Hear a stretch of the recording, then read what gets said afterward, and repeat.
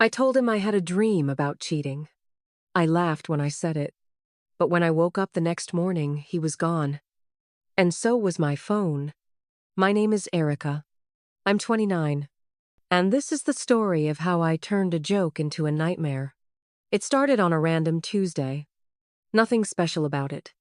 Just one of those slow evenings where dinner is quiet, the dog's asleep, and you're scrolling social media on the couch beside the person you love. The person who, until that moment, trusted you more than anyone. His name is Tyler. He wasn't flashy or loud. He was the guy who brought you coffee without asking how you like it because he already knew. He didn't just listen, he remembered. And somehow, I ruined that. I don't even know why I said it. Maybe I thought it would be funny. Maybe I wanted attention. Maybe I just didn't think it through. But as we sat there watching Netflix, I turned to him, smirking, and said, I had the weirdest dream last night. I cheated on you with some guy from work. I laughed. He didn't. He looked at me, not angry, but confused. What do you mean? It was just a dream, babe. I don't even talk to that guy like that. He didn't speak for a second. Then, with a tight smile, he said, Yeah, I guess dreams are just random, huh? We finished the episode. He kissed me goodnight. But something was off. The next morning, everything changed. I woke up. He wasn't in bed. I checked the bathroom empty. Kitchen? Nothing. Then I realized something else me phone was missing. At first, I thought maybe I left it in the car. Then I saw the note on the counter. I'm sorry, I checked your phone. I shouldn't have. But I had to know if it was really just a dream. My stomach dropped. I ran to the laptop, logged into my iCloud, and he had been in my messages, my call logs, my photos. He had gone through everything. And then he blocked me. It didn't make sense. Because I hadn't cheated. I hadn't even flirted. But here's the thing. When someone already has a seed of doubt, it doesn't take much to make it grow. I spent the entire day in a panic.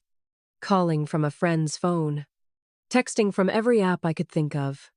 No reply. The silence was deafening. Because Tyler wasn't the type to ghost. If he was done, he was really done.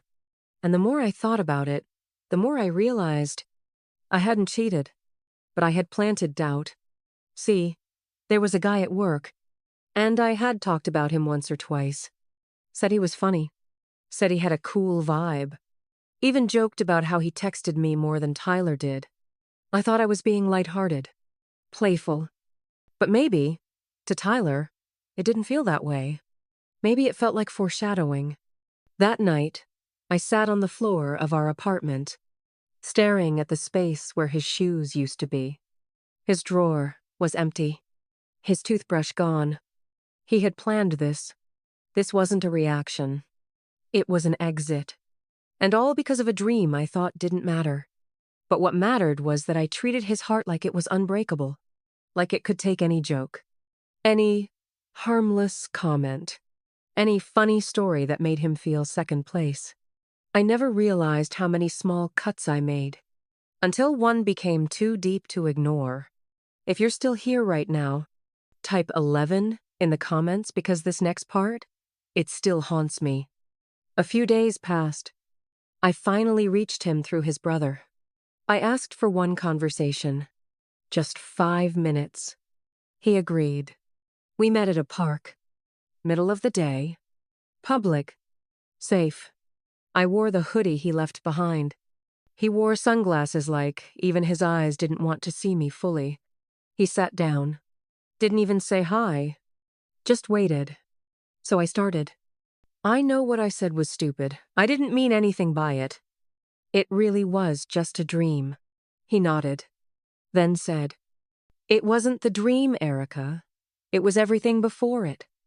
I blinked. What do you mean? You talked about that guy from work more than you talked about us. You'd compare us. Make jokes. Say things like, oh, maybe I should have gone for someone like him. And I let it slide. Because I trusted you. He paused, then looked straight at me. But when you told me you dreamed about cheating, I believed it. Because in your head, maybe you already had. That crushed me. Because he was right. I hadn't cheated.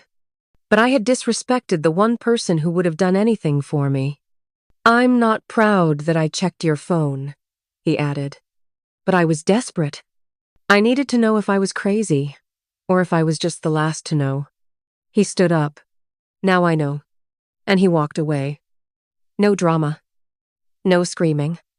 Just silence. And somehow, that hurt worse than anything. It's been 4 months. I haven't heard from him. People tell me to move on, but they don't get it. You don't just move on from someone who was home. He didn't leave because I cheated. He left because I made him feel like I could. Like I might. Like he wasn't enough. All with my words. My tone. My jokes. So if you're watching this and you've got someone good, please, don't play with their peace. Don't test their loyalty just to feel desired. Because you might get what you wanted. A reaction. A response. But you'll lose what mattered. And sometimes, there are no do-overs. Only echoes of what you should have said instead. If this story hit you even a little, hit like, comment 11 if you're still here, and share this with someone who needs to hear it. Because sometimes, it only takes one careless sentence to lose everything.